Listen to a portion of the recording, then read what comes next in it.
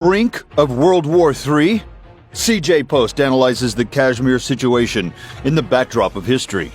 After World War I in the 1920s, League of Nations provided a modest platform for international diplomacy. Tensions were high as the nations negotiated. History reveals that the League of Nations miserably failed because of the biased influences of superpowers, with no dispute resolved.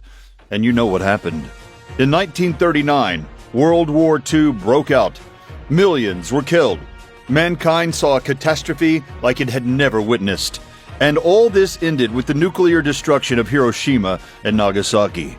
Right there began the era of the United Nations. The United Nations was founded in 1945 after the Second World War by 51 countries committed to maintaining international peace and security, developing friendly relations among nations, and promoting social progress, better living standards, and human rights.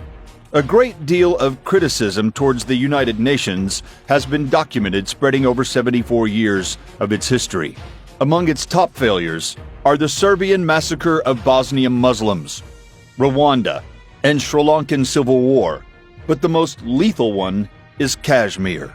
Back in 1948, the United Nations had passed 3 unanimous resolutions in favor of the people of Kashmir for their right of self-determination.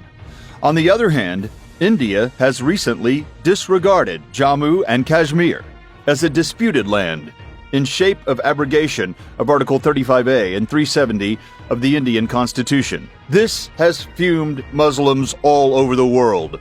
With an immediate tweet from the Organization of Islamic Council, Pakistan is ready to launch its high-powered diplomatic offensive in the United Nations by mid-September. If the UN fails in giving justice this time to the Kashmiri people who have been blinded by pellet guns, killed in thousands, and now cluster bombs are used against them by the Indian Army, what could the results be?